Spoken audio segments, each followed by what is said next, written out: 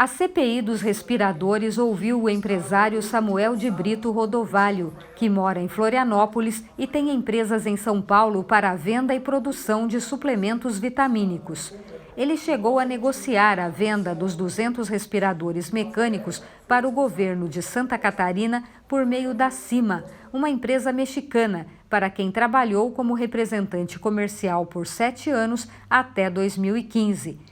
De acordo com o empresário, a Cima traria os respiradores da China. Para isso, ele pediu apoio da empresa de comércio exterior Brazilian International Business de Joinville, que teria desistido do negócio quando Samuel registrou em conversa por WhatsApp que seria necessário pagar comissão de R$3 milhões para uma pessoa. O presidente da empresa de Joinville, Rafael Weckerlin, também depôs na CPI e não soube dizer para quem seria essa comissão. Durante o depoimento, Samuel afirmou que seria para o advogado César Augustus Braga, por quem foi procurado para a compra dos respiradores. O senhor diz, se eu baixar a máquina, aí vai dar para pagar a comissão delas. É isso que o senhor está entrando nesse detalhe? Na comissão do César, né? Tá, então o senhor pode concluir e daí? E aí o Rafael falou que não. Quando eu falo abaixar a máquina, é pedir para o seu Mário, que era o meu fornecedor, abaixar o preço da máquina, me dar desconto, que não foi possível também. Porque ele me dizia que o aumento dos equipamentos se dava a cada dia, a cada minuto e hora, a demanda era muito grande. Então, nós não evoluímos. Tá, aí está ali. O senhor falou, se eu baixar a máquina, vai dar para pagar a comissão delas. Na verdade, ali foi um erro de digitação, era dele, era do César, né? O advogado César Augustus Braga é do Rio de Janeiro e está preso de forma preventiva dentro da Operação Oxigênio da Polícia Civil, Ministério Público e Tribunal de Contas do Estado.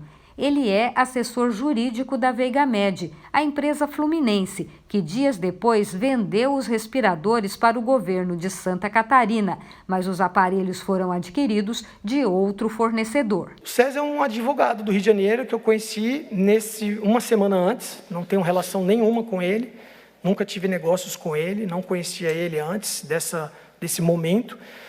Se criavam muitos grupos de distribuidoras de saúde, de agentes comerciais, e quem me apresentou ele foi o seu Cacá, uma pessoa também que estava num grupo de WhatsApp de distribuidores. O César Augusto? Isso, César Augusto.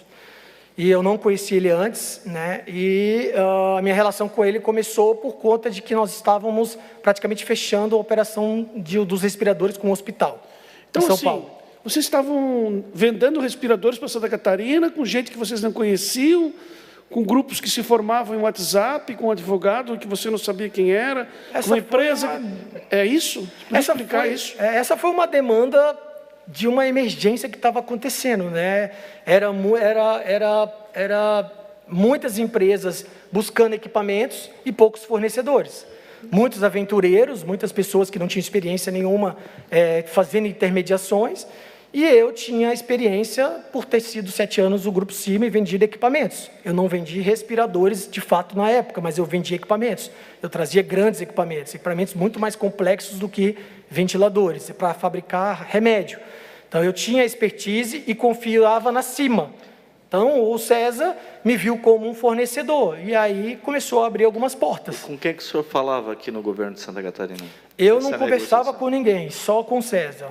O relator da CPI, deputado Ivan Nats, apresentou cópias de uma série de mensagens de WhatsApp que mostram conversas do empresário com pessoas envolvidas nas negociações, entre elas esta que mostra 4 homens numa conversa por vídeo via celular, onde aparecem o próprio Samuel Rodovalho, o atual secretário de Estado da Casa Civil, Amândio João da Silva Júnior, e o assessor especial dele, Sandro Yuri Pinheiro.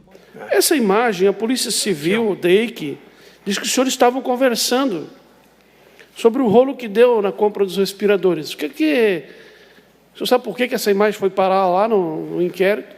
Não, nós falávamos bastante, na verdade, nessa época, nós estávamos até tentando fazer algumas coisas de kits de respiradores com uma empresa de São Paulo. Nós chegamos a falar rapidamente sobre eu cheguei a comentar com eles sobre o processo, mas não nos aprofundamos. Assim, na época, o Júnior e o Sandro, a gente estava mais focado aí na questão dos kits de Covid, com uma empresa de São Paulo. Então, a gente estava tentando fazer negócios de outras coisas, do kit. O senhor conversava com o secretário da Casa Civil? Ele não era no momento, né? Pois é, mas hoje ele é. Mas eu não tenho contato com ele há muito tempo mas já. O senhor sabe o que o Ministério Público está dizendo? Que o senhor conversava com o secretário da Casa Civil sobre o problema da compra dos respiradores. Ah, mas isso não procede. Senhores deputados, isso é gravíssimo. Aqui o secretário da Casa Civil conversando com o indiciado em grupo de WhatsApp por mensagem. Mas isso aqui é muito grave. O senhor falou que o senhor estava conversando, ou falava antes com a Amandio, antes dele ser secretário da Casa Civil. O senhor disse agora que o senhor estava conversando com eles pensando em fazer kits para a Covid, é isso? É um projeto privado de um amigo de São Paulo que tinha uma ideia, mas também não prosperou, não foi para frente. Onde entrava o Armando nisso? O Amandio também tinha uma expertise de negócios e era um negócio focado de privado para privado. Então, a gente estava tentando fazer alguma coisa privada, né? Não tinha nenhuma relação com o governo, porque ele não tinha ainda assumido nada, né? Só para ser sucinto, eu acho que a gente deve pensar daqui a pouco seriamente, pedir o afastamento do senhor chefe da Casa Civil, com todas as informações, são reveladoras e são gravíssimas. São gravíssimas. Eu não tinha ligação com o governo, mas aparece num print de tela. E, senhor Samuel, ainda vou lhe fazer mais uma pergunta. Há informações que o senhor Amandio, na investigação, ele quebra o celular. Ele destrói o celular. O que o senhor acha que ele tentava esconder quando ele destrói esse celular dele para que a justiça não tivesse acesso? O senhor tem alguma noção? O que ele queria esconder? Por que ele quebra esse celular, segundo essas informações? Não. O deputado Ivan Nats afirmou que, de acordo com o inquérito do Ministério Público, Samuel Rodovalho teria quebrado o próprio celular. O senhor quebrou seu celular? Não, ele já estava quebrado. Não, o Ministério Público diz que o senhor quebrou o seu celular de modo que teve que fazer uma perícia para recuperar o celular. Não, ele já estava quebrado, já. O senhor apagou as mensagens e quebrou o celular? Não, ele estava funcionando. Ele estava funcionando, tanto que eles ligaram, eu passei a senha, eles acessaram, tinha as mensagens ali, normalmente. Aqui no Ministério Público está dizendo que tiveram que fazer uma perícia para poder recuperar o seu celular. Acho que é normal fazer uma perícia no celular, mas o meu estava funcionando até então. O empresário insistiu que o negócio entre ele e César Braga não prosperou e que ele teria saído das tratativas já no dia 27 de março, quando recebeu informação de que a China tinha feito embargo de todos os equipamentos para envio aos Estados Unidos. Afirmou que ainda acompanhou a movimentação de um dos parceiros comerciais, Germano Lincoln, que tentava conseguir os aparelhos com outra empresa, mas que também não deu certo. Os deputados insistiram que conversas de WhatsApp comprovariam que ele não se afastou das negociações nos dias seguintes. O senhor pergunta para o Pedro, dono da Veiga Med, se ele já recebeu o valor, provavelmente o valor. Aí o senhor faz uma pergunta, o senhor pergunta de novo, e o valor de Santa Catarina, se ele recebeu o valor de Santa Catarina. O senhor disse que sabia que não tinha mais os equipamentos, que os equipamentos não seriam entregues, mas no dia 30 o senhor perguntou sobre o dinheiro? O César continuou a operação, né? E o Germano estava tentando vender os equipamentos. Vender sem ter? Não, a Haier, o Germano estava tentando vender. Outra polêmica. O empresário também afirmou que comunicou a tempo um outro cliente, o Hospital Albert Einstein de São Paulo, e também o advogado César Braga, que a importação negociada por ele não aconteceria mais, mas que César teria pedido para segurar a informação para o governo de Santa Catarina. Consta que no dia 30/3, o senhor informa a Fábio e César que não tinha mais os respiradores disponíveis. E César pede para o senhor comunicá-lo apenas no dia 1º/4. Isso, pediu o e-mail. Por que isso?